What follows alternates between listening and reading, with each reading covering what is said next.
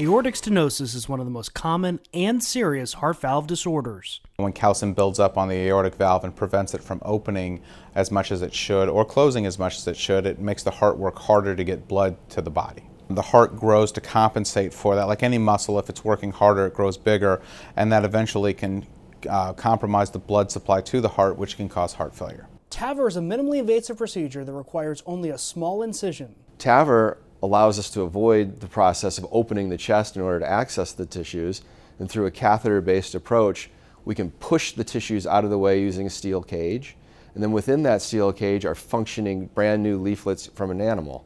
So the function of the aortic valve is replicated by those leaflets, and the previous tissue, which was causing the obstruction, has been pushed to the side.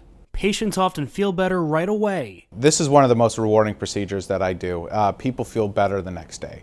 When they wake up in the morning, I've had multiple patients say how great they feel and how much better they feel, and they never could imagine that they felt this way. And with most open heart surgeries, they hurt, from the surgery, having their chest opened, but with this procedure, people instantly feel better. After a short hospital stay, patients can return to their normal function within a week.